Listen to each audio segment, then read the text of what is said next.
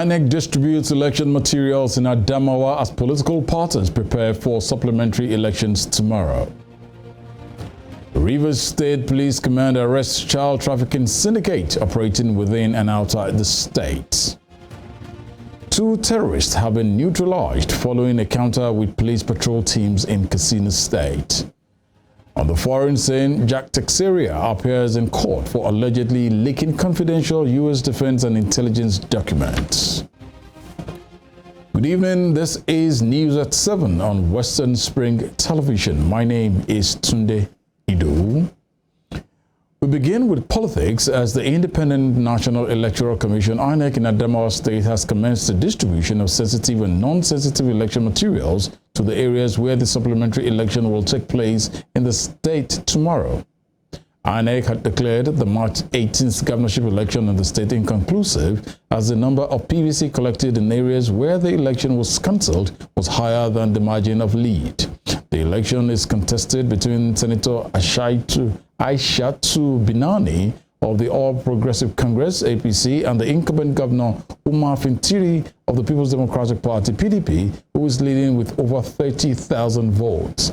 Addressing journalists, the resident electoral commissioner, Udu Ari, said the commission is set and hope for a credible and peaceful election. Meanwhile, the Adamawa State Police Command, in collaboration with sister security agencies, have placed operatives on high red alert to deal with any miscreants or group who may plan to threaten the peace of the state or disrupt the electoral process. The spokesperson of the command, SP Sulaiman Yahaya Unguroje, in a statement advised citizens to report any suspicious movement around their environment to the police. In another development, political parties, including the All Progressive Congress and the People's Democratic Party, are set to battle for 94 legislative seats in federal and state parliament in Saturday's supplementary elections. Supplementary governorship elections will hold in Adamawa and Kebbi State on the same day. In the general elections, the Independent National Electoral Commission declared winners for 26 governorship, 104 senatorial, 329 House of Rep members, and 935 State House Assembly seats, while the electoral umpire cancelled several others due to irregularities and violence. Meanwhile, the supplementary election for House of Representatives members will be held in 31 constituencies in 15 states, and for the State Houses of Assembly positions, elections will be held in 58 constituencies across 17 states. The polls will also take place in Adamawa State, where Governor Amadu Fintiri of the PDP will slug it out with the APC governorship candidate Aisha Binani in the rerun. In Kebbi State, the APC and PDP are also ready to battle it out as they prepare for the governorship rerun. In Nasarawa State, the People's Democratic Party, PDP, and the New Nigeria People's Party, NNPP, have petitioned the State Election Petitions Tribunal 2023, rejecting the re-election of Governor Abdullahi Sule of the All Progressive Congress, APC. It was guarded that no fewer than 18 petitions have been filed before the tribunal sitting in Lafia, the state capital. A copy of the list of the petition filed by various political parties and the candidates indicated that 2 out of the 18 petitions filed before the tribunal are governorship, Senate, 2 House of Representatives, 5, while 5 State Assembly election tops the list with 9 petitions. According to the documents, David Ombugadu of the PDP in the petition are challenging the declaration of Governor Abdullahi Sule and the APC as winner of the March 18th governorship election by the Independent National Electoral Commission, INEC. Also, the NNPP in the petition is challenging the declaration of Governor Sule, his deputy Emmanuel Akabe, and the APC as winners of the just concluded governorship election by INEC. Elsewhere, a coalition of 283 members-elect comprising returning and newly elected lawmakers across party lines has vowed to respect the decision of the majority party on zoning of the Speaker and Deputy Speaker seat in the House. The coalition, under the aegis of Joint Tax 10th Assembly, made the revelation in a statement by its chairman Usman Kumo of the APC and co-chairman Kingsley Chinda of the PDP. According to the statement, the lawmakers select agreed to comply with the decision of opposition parties on minority leadership of the House in line with the parliamentary best practices. It said the main focus of the coalition was to promote the independence of the legislature and the interdependence of the legislature and other arms of government to legislate for good governance and grassroots impact. The group added it aims to focus on constituency outreach and equity and fairness among members-elect, as well as unity, equity, and fairness in the emergence of presiding and principal officers in line with best parliamentary practices. In a related development, the Speaker of the House of Representatives, Femi Gbajabiamila, has reiterated his position on who will emerge as his successor. Gbajabiamila, in a tweet, refuted a report claiming he was in opposition to the purported ambitions of Deputy Speaker Ahmed Wase and others in the running for the office of Speaker in the 10th House. The news article published in the National Daily alleged the Speaker was backing the member representing Zaria Federal Constituency in Kaduna State, Tajuddin Abbas. However, Gbajabiamila maintained that he has not declared support for any of his colleagues who have declared their interest. Now talking security, the United Nations Children's Fund, UNICEF, has expressed concern over the subjection of thousands of children in northeast Nigeria to grave violations of their rights.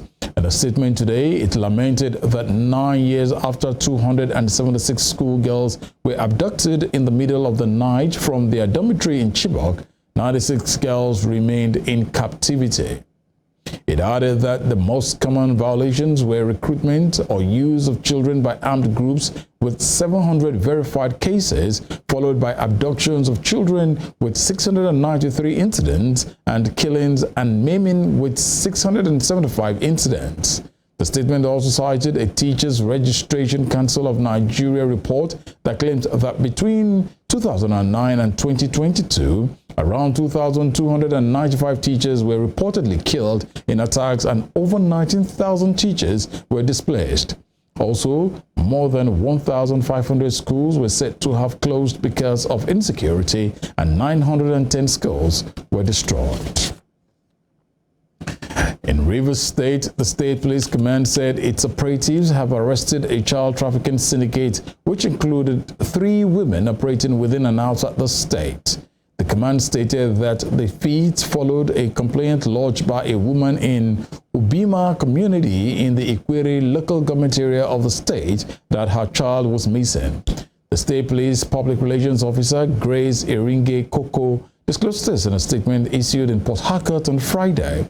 Eringe Koko said operatives of the Commissioner of Police Monitoring Unit swabbed in on the prime suspect, who incidentally had visited the complainant a few days earlier before the child went missing.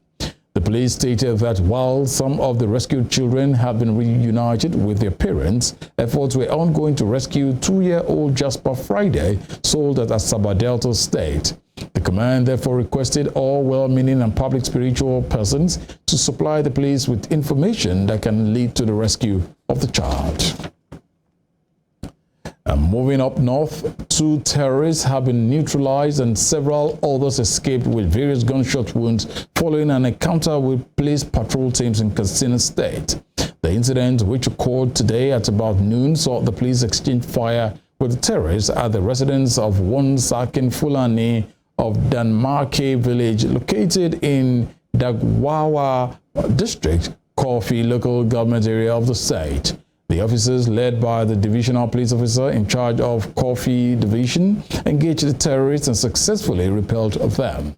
In a statement released by the police spokesman, CSP Gambo Issa, the command noted that there is reasonable cause to believe that many of the other terrorists who fled with bullet wounds have died of their injuries. CSP Issa also disclosed that search parties were still combing the nearest bushes with a view to arresting the fleeing terrorists and or recovering their dead bodies.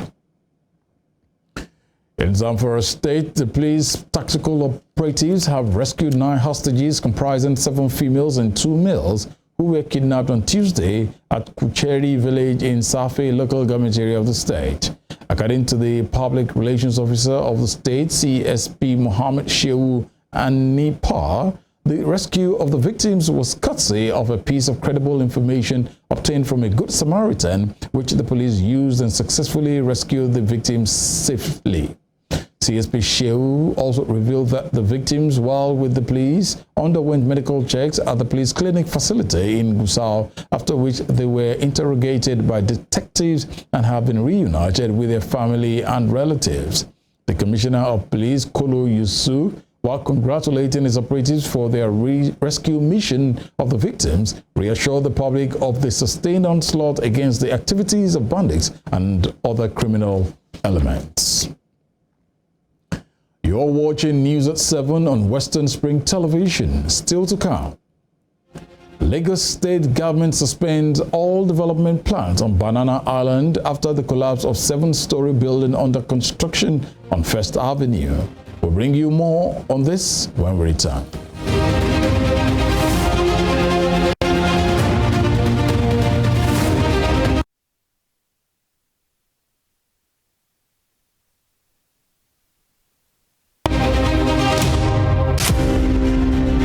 Ahmadu Bello, Prince Royal, was born 6th of December 1910 at Raba Village, Sokoto, northwestern Nigeria. His father was a district head and heir apparent to the Sultanate throne from the house of Usmanu Danfodio, a religious and social reformer who brought the Habib dynasty under the Fulani Caliphate in the beginning of the 19th century. Ahmadu Bello raised the bar of political consciousness and participation when, in 1944, he engineered the establishment of the Northern People's Congress (NPC) as the first political party in northern Nigeria and the rallying point for politicians in the region before independence. History will not forget Ahmadu Bello for his charisma and political sagacity, which provided easy passage for his kinsmen to assume political and administrative positions in Nigeria's post-independence era. The distinguished elder statesman and Sardauna of Sokoto has his face on his country's 200 naira currency as a mark of honor to one of the architects of Nigeria's independence.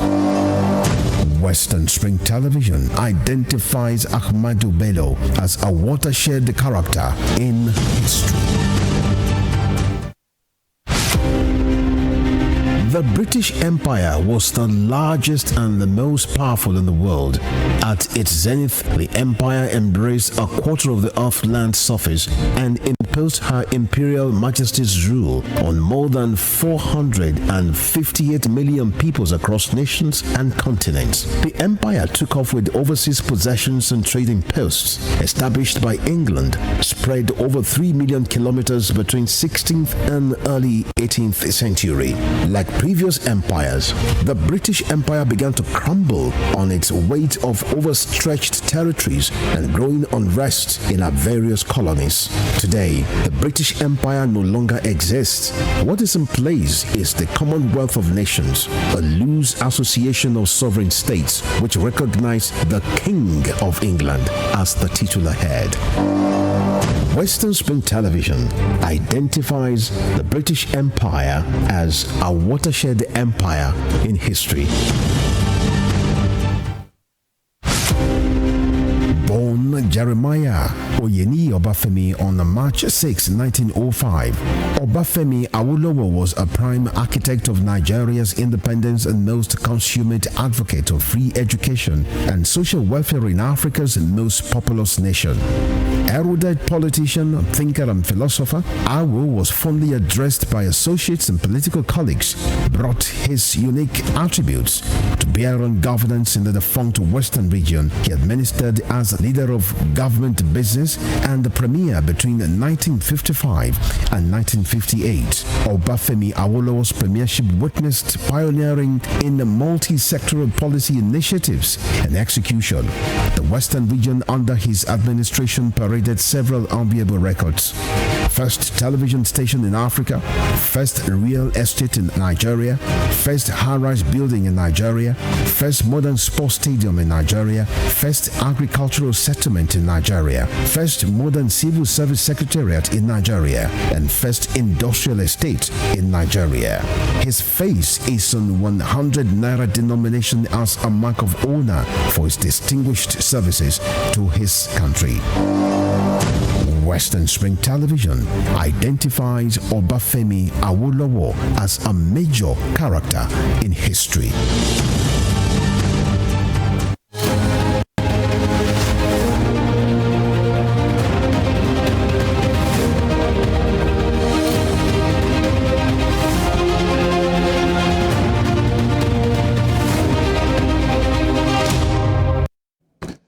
Welcome back. This is still News at 7 on Western Spring Television. A reminder of our headlines.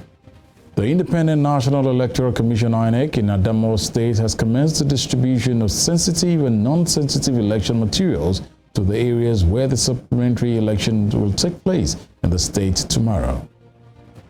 Rivers State Police Command said its operatives have arrested a child trafficking syndicate which included 3 women operating within and outside the state.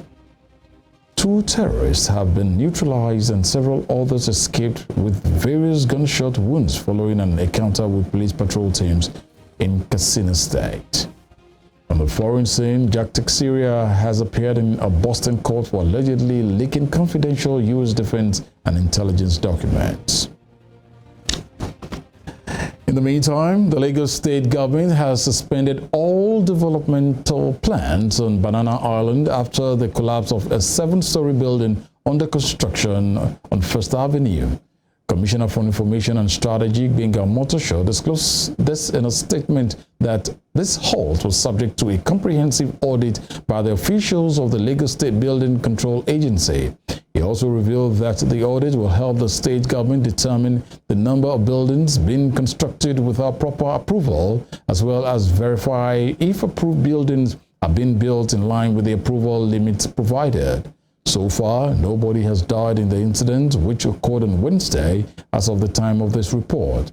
Meanwhile, 25 people were rescued from the site, which Lagos State Emergency Management Agency scanned with a high-precision 3D laser imagery system for life and found no evidence of anyone trapped in the rubble. According to Mr. Omotosho, evacuation of the site by LASEMA was ongoing using the architectural design. The Lagos State government has unveiled the Lagos Citizens Gate platform to foster inclusive governance. Special Advisor, Office of the Civic Engagement, Aderemi Adebowale, accompanied by his State Commissioner for Information and Strategy, Gbenga Omotosho, disclosed this at the interministerial launch of the application held at Alausa, Ikeja, Lagos. According to Adebowale, the Citizens Gate 2.0 platform is an application that interfaces with the citizens of Lagos State and is expected to take governance to the doorsteps of residents irrespective of their social class for all-inclusive governance, while bringing governance closer to the governed. According to her, it features an omni-channel solution that listens to citizens' feedback such as complaints, inquiries, suggestions, and compliments. In Osun State, residents of 8 out of the 10 local government areas that make up the Osun Central Senatorial District are calling on the state government and relevant authorities to see to the return of commercial banks in their communities. This follows the years-long armed robbery forced closure of commercial banks that has nearly crippled economic activities in Osun Central Senatorial District, except in Olorunda and Osogbo local government areas. Emmanuel Ujuadugele visited the affected communities and now reports. The cash scarcity saga brought to the fore the paucity of commercial banks in major towns of Osun Central Senatorial District. The years-long closure of banks meant that residents had to travel down to either Osogbo or Olorunda local government. In Iragbiji, Borukwe local government area, only one bank is functional, bringing some sort of ease to residents, but there is a catch. For security reasons, the bank only functions between 8 a.m. and 1 p.m., meaning that residents like Temitokwe Faromini still have to travel if they must use a bank between 1 p.m. and 4 p.m. we cannot holding them for that. So if I want to transact my business with them, so it will be at my back of my mind that between 8 and 11, 12, I must be in the banking hall to transact my business. So if I couldn't be able to meet up with that limited time, so definitely I have to go down to Osogbo. So it's not easy task anyway, but thank God. In Ire, a student-populated area, the banks are still shut, with weeds gradually taking over the premises. Within the four walls of the Osun State Polytechnic Ire, there is no commercial bank, and the automated teller machines ATMs do not work, meaning residents of the town and students like Faith Adebayo have life tough. Well, our banking experience here in Ire is kind of tough because anytime once you have to withdraw money from the bank, we have to just use POS. Then if the POS is not available, maybe you're having issue with our bank, we have to go to Osogbo or Ikirun. It depends on the bank that we are using. The stress involved is, going from here to Osogbo. The last time I went, I spent 1-2. So it's not really easy though. Ila local government area is no different, with a short bank overgrown with weeds. This is the popular market beside the palace of the king in Ila. Here, market women also experience challenges in banking. They don't have banks. It's difficult for them to resolve their customer complaints. I have with me one of the traders in the market, Mrs. Aminat Oladesu. Ìyá báńkì yẹn jẹ wá gan nílà. Tó tá bá fẹ́ gbowó sí, a máa lọ sọ́yàn tàbí Òṣogbo ká tó lè rówó gbà. Tá bá dẹ̀ lọ sọ́yàn gan, tá bá tètè jí bí 5. Tá bá jí 5, nọ́mbà tá máa fún wa gan máa lọ bí nọ́mbà 1 kìíní kan. So máa ń fún wa ní wàhálà gan. Tá bá gbé báńkì wá sílẹ̀ inú wa dùn. Tá bá ń lọ sí Ọ̀yàn, owó tá máa ná GoCom wọn máa lọ bí 25, 3,000. Tó bá jẹ́ Òṣogbo, wọn máa lọ bí 25. GoCom. Wàhálà yẹn dẹ̀ ti ń pọ̀ jù. The situation in Oyon, Odot, in local government is the same as Iragbiji. The only functioning bank runs an abridged service between 8 a.m. and 1 p.m. Again, Osogbo is the next resort. In Okuku, only one commercial bank is functional and it runs from 9 a.m. to 12 p.m. daily. There are no other banks, not even in the Okuku campus of the Osun State University.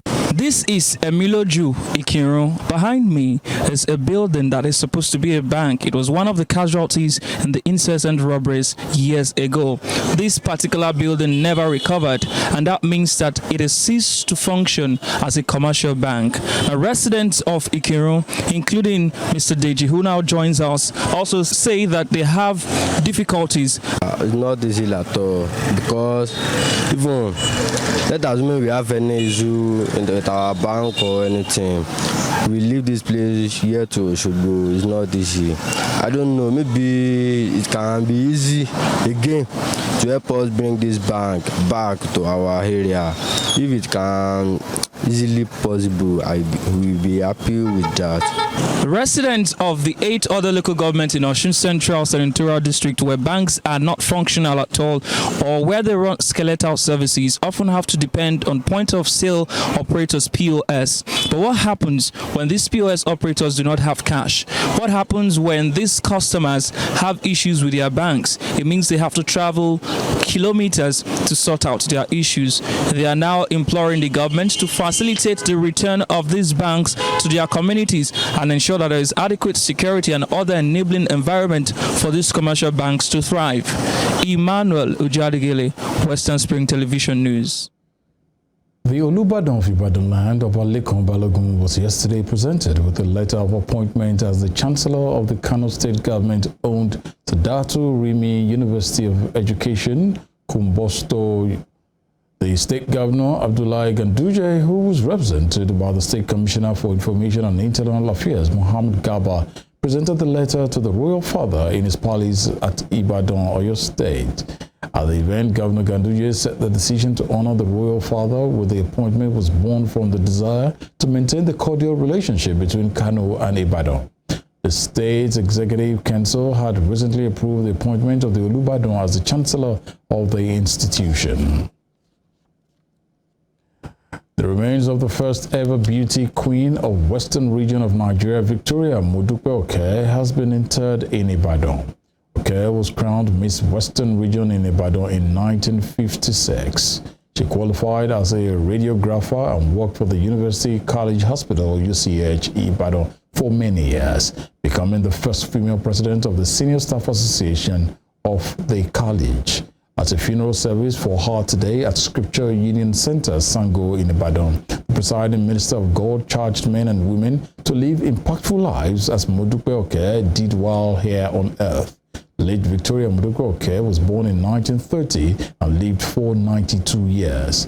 Oke left behind a son, Dr. Adeshina Fagbinro Brian, a developmental consultant who was presidential candidate of the COA party in the 2019 general elections, a daughter-in-law, grandchildren, and other relations. On the foreign scene, Jack Teixeira has appeared in a Boston court for allegedly leaking confidential U.S. defense and intelligence documents. The FBI arrested the 21-year-old at his home in Massachusetts, and he was formally charged today. Teixeira is a member of the intelligence wing of the Massachusetts Air National Guard. The defense and intelligence files were leaked on the gaming platform Discord, causing panic amongst top U.S. officials. The administration of U.S. President Joe Biden has asked a top court in the United States to block limits set by a lower court on access to abortion pills as Washington seeks to protect reproductive rights in the face of growing restrictions enacted by Republican-led states. The Department of Justice filed an emergency request today asking the Supreme Court justices to put on hold a ruling by U.S. District Judge in Texas. The decision will significantly restrict the distribution of mifepristone while litigation in the challenge by anti-abortion rights groups to the pill's regulatory approval proceeds. Danco Laboratories, the manufacturer of mifepristone, also asked the U.S. Supreme Court for similar relief today.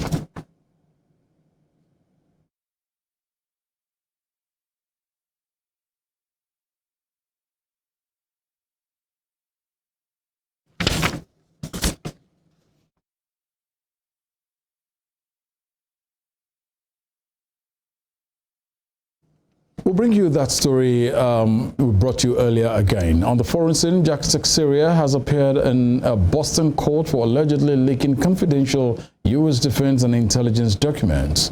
The FBI arrested the 21-year-old at his home in Massachusetts, and he was formally charged today. Teixeira is a member of the intelligence wing of the Massachusetts Air National Guard. The defense and intelligence files were leaked on the gaming platform Discord, causing panic amongst top U.S. officials.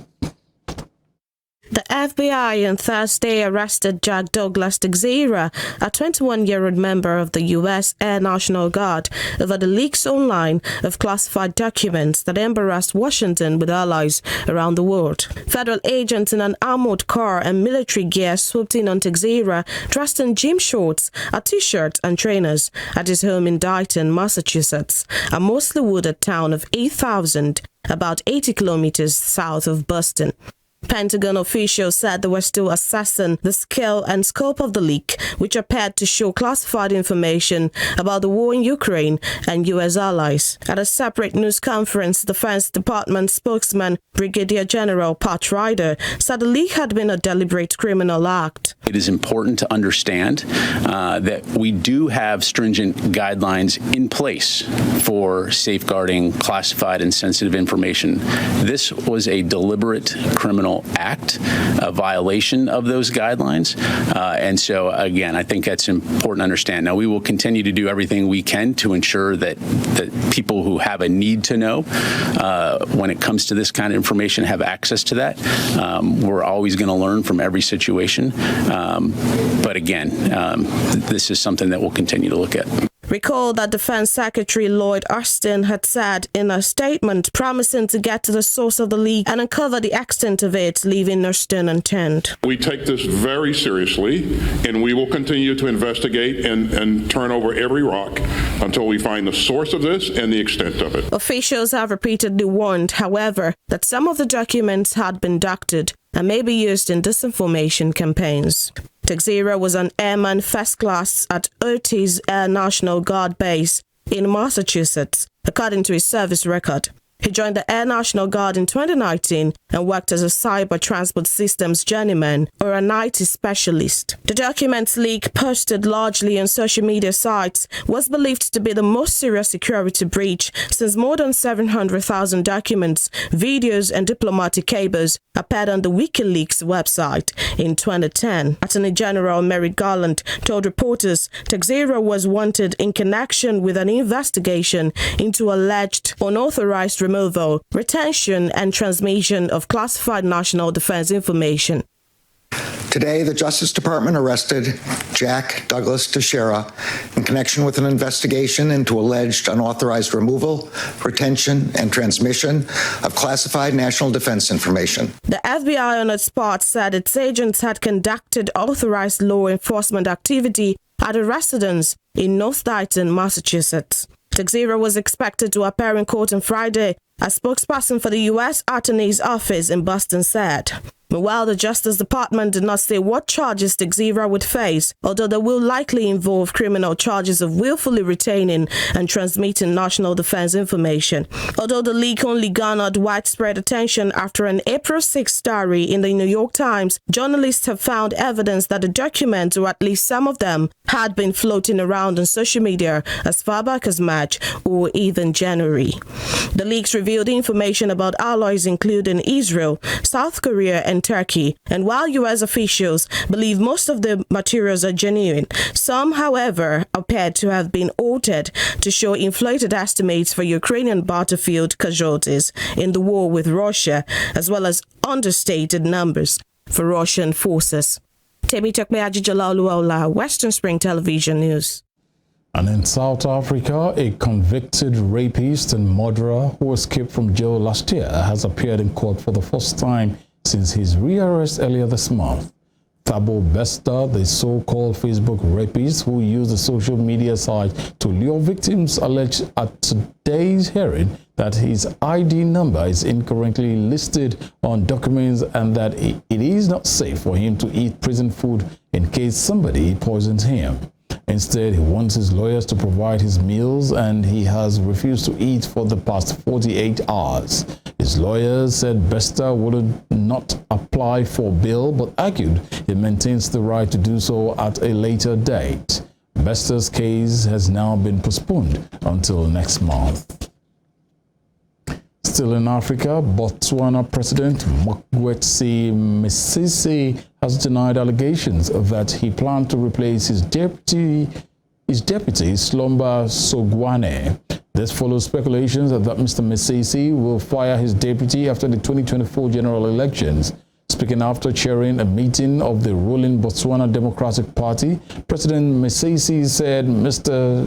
Sogwane had been a hard-working vice president since his appointment to the position in 2018. He said he had never planned with anyone or held any meeting with his cabinet to replace his deputy.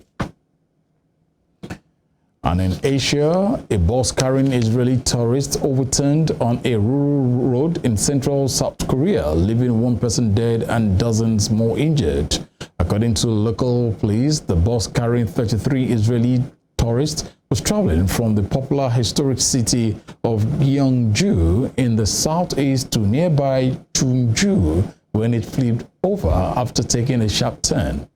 The Israeli Foreign Ministry in Jerusalem said, according to South Korean officials, one Israeli woman had been killed with the rest of the passengers injured, including some seriously. The South Korean driver and tour guide were also injured and taken to hospital. Meanwhile, South Korea's foreign ministry said it will provide all necessary support to the victims following a request from the Israeli embassy in Seoul. Elsewhere, a powerful cyclone has hit Western Australia as a Category 5 storm, setting a wind speed record but sparing populated areas from major damage. Severe tropical cyclone Ilsa struck the state close to Port Hedland, the world's largest iron ore export hub, just before midnight. The storm has been downgraded to Category 3, but a red alert remains in place for some inland communities. The cyclone is the strongest to hit the region in some 14 years. Port Hedland Mayor Peter Carter described the sound of the wind hitting the town as unusual and like a freight train. And still ahead, CBN proposes that banks transfer funds in accounts dormant for up to 10 years into trust fund accounts. We have more on this and other business stories after this break. Please stay with us.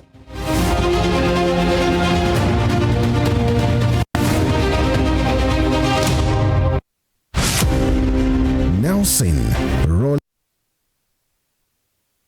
Lahia Mandela was an anti-apartheid activist who gave his all for the elimination of what has been described as the world's most vicious rule of the unjust and man's inhumanity against man. He was born July 18, 1918 in Mvezo, South Africa. Educated and trained as a successful legal practitioner, he took up the gauntlet of a human activist against segregation by the minority white supremacist in South Africa. At the climax of his trial for treason, orchestrated by the minority South African government, the great crusader for democratic equality was prepared to pay the supreme sacrifice to establish majority rule in his native land. He told white jurists that if achieving freedom for his people was worth his life, he was prepared to die. Nelson Mandela spent 27 years in Robben Island, described as the most notorious prison in the world. It was from this same prison that he came out as a free man to assume office as South Africa's first black president in 1994. Western Spring Television identifies Nelson Mandela as a watershed character in history. Named Mao Zedong at birth, but globally known as Mao Zedong, he was a Chinese revolutionary and founder, People's Republic of China, which he led as chairman of the Chinese Communist Party from 1949 until his death in 1976. He was a communist who believed in the attainment of power by the instrumentality of gun. His wise saying, "Political power grows out of the barrel of gun," formed the major plank of its revolutionary struggle for the control of China. In the long span of his leadership and political power, Mao Zedong relentlessly entrenched the communist philosophy in China, which emphasized the revolutionary struggle of the vast majority of people against the exploiting class and their state structures. The communist leaders defined the class struggle as people's war. Mao Zedong was a story of grace to grace, having risen from peasantry to preeminent status as China's most respected leader. Western Spring Television identifies Mao Zedong as a major character in history.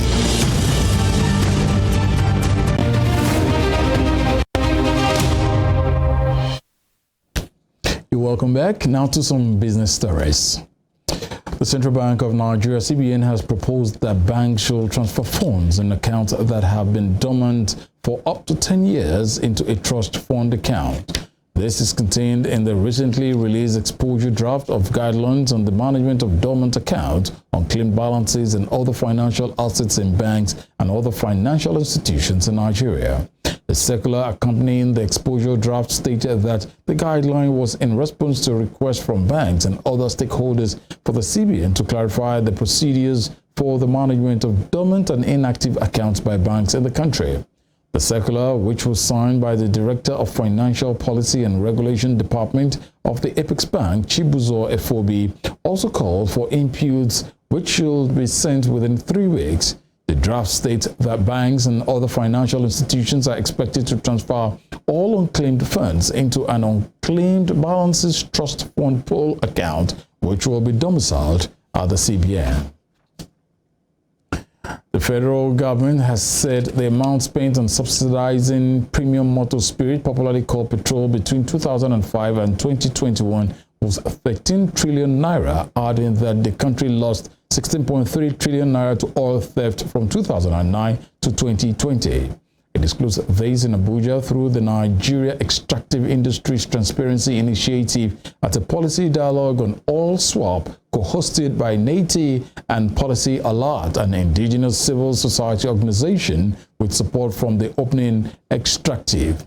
In a presentation by NATI's Executive Secretary Oji Ogbonaya Oji, it was stated that there was an urgent need to make decision on the agitation for the removal of fuel subsidies. He stressed that the full deregulation of the petroleum sector will permanently lay to rest the conversation around oil swaps, adding that latest findings by NATI showed the humongous amount spent by subsidizing fuel by the government. Elsewhere, the International Monetary Fund, IMF, says Africa is facing a severe financing squeeze that, on the back of a series of unprecedented shocks, is disrupting economic growth and endangering its long-term development. Sub-Saharan Africa was only beginning to recover from the COVID-19 pandemic economic fallout when Russia's invasion of Ukraine roiled capital and commodity markets, drove up inflation, and paved the way for higher interest rates around the world. Director of the IMF's African Department, Abebi Selassie, said any one of those shocks will have been historic on their own. The fund published its regional economic outlook for sub-Saharan Africa today during the IMF and World Bank's spring meeting in Washington. In the report, it forecasts that regional growth will slow for the second year in a row to 3.6% this year from 3.9% in 2022 before rebounding to 4.2% next year. A tightening of global monetary policy to rein in inflation has led to higher interest rates, raising Africa's borrowing costs on both domestic and international markets.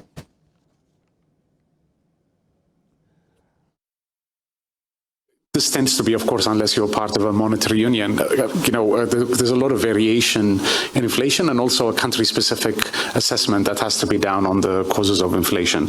So yes, to a significant degree, we've seen imported, the pressure on inflation has been imported. So if you're in oil importing countries, you're facing higher international oil prices, right? And depending on the extent to which it's being passed on, that's a source of inflation. Similarly, food prices having been elevated after Russia's invasion of Ukraine, that also is a channel through which inflation has risen. But, as we look across the region, there are also countries where clearly it's domestic demand pressure monetary policy having been loose in the recent past that is causing inflation. So, I think you have to look at the totality of those factors. But, increasingly, I think what we cannot say is, things like interest rates do not work, raising interest rates do not work. I mean, of course they do, because, that's the standard monetary policy response. And our economies are now, more so than in the past, I would say, a lot more influenced by, the normal way in which monetary policy transmission works. So I think, raising interest rates is part of the answer to addressing inflation. But again, how you calibrate that depends on country-specific circumstances. Moving on, police have arrested a self-described tech entrepreneur over the fatal stabbing in San Francisco of Cash App founder Bob Lee. The suspect is 38-year-old Nima Momeni from Emeryville, California. Police said Mr. Lee and Mr. Momeni knew each other. Police found Mr. Lee unconscious with stab wounds on the 4th of April near San Francisco City Center. He died in hospital from his injuries. In a news conference, San Francisco Police Department Chief William Scott announced Mr. Momeni's arrest, adding that he has been charged with murder and is now in custody at the San Francisco County Jail. and located the victim, later identified as 43-year-old Robert Lee, suffering from an apparent stab wound. Officers rendered aid and summoned medics to the scene. Mr. Lee was transported to Zuckerberg San Francisco General Hospital with life-threatening injuries. Despite efforts by first responders and medical personnel, Mr. Lee died from his injuries. The San Francisco Police Department Homicide Detail responded and took over the investigation. Our homicide investigators developed information that identified the suspect as 38-year-old Nima Momeni of Emeryville, California. We can confirm that Mr. Lee and Mr. Momeni knew each other. Mr. Momeni was taken into custody without incident in Emeryville, California.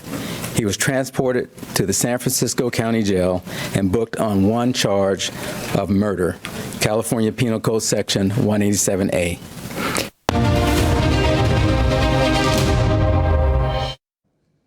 And from the world of sports, Erik ten Hag says Manchester United cannot use injuries to defenders Lisandro Martinez and Rafael Varane as an excuse if their top four push is damaged against Nottingham Forest on Sunday. Ten Hag's side are likely to be without both players at the City ground after they were hurt during yesterday's 2-2 draw against Sevilla in the Europa League quarter-final first leg. Martinez was stretchered off after gripping his right ankle in the second half, while fellow centre-back Varane was substituted at half-time. Ten Hag had no update on the condition of either Martinez or Varane when he spoke to reporters today. And when you want to find excuses or when you want to set excuses, then you don't have to play in Man United. Then you have to look for another club. You have to wait for your moment, and when your moment is there, you have to contribute and to have you have to bring your performance. That is what we demand. Coach Thomas Tuchel has disclosed today that the incident between Sadio Mane and Leroy Sané has been dealt with after the Senegal star was fined and suspended by Bayern Munich. Mane was suspended for this weekend's Bundesliga game against Hoffenheim after reportedly having a physical altercation with Sané following Tuesday's Champions League defeat at Manchester City. German Daily Bild said Mane struck Sané in the face after the 3-0 loss, leaving the German international with a cut lip. Mane has also reportedly been fined around 500,000 euros. Mane has struggled for form since returning from a leg injury, which forced him to miss last year's World Cup in Qatar and has not scored since October. Pep Guardiola insists his Manchester City side have no room for error as they take on struggling Leicester tomorrow. The champions could move within 3 points of Premier League leaders Arsenal with victory at the Etihad Stadium, but any slip-up could prove costly. On the other side of the title race divide, Mikel Arteta admitted his Arsenal side will need luck in order to come out on top against City. The Gunners go to London rivals West Ham on Sunday, looking to get back to winning ways after last weekend's 2-2 draw at Liverpool. The fact that we are winning games and games, that we could not do it during the season. During the season, our good games, we play really, really good as well, but we were not consistent. And the reason why that everybody knows that if we lose games, we lose competition. And that's why our attention and details are higher. It's the same like tomorrow. If we lose the games, we will not be champion. If we win, we could be still there. Because we cannot forget, we are 6 points behind Arsenal. A team like he dropped few points during the season and playing one game a week with a lot of time for recovery, analyze and prepare the games. That will be so difficult to drop points. So that's why you have to be there as much as possible. But do you say things like, for example, you know how you feel now, we need to stop that happening again?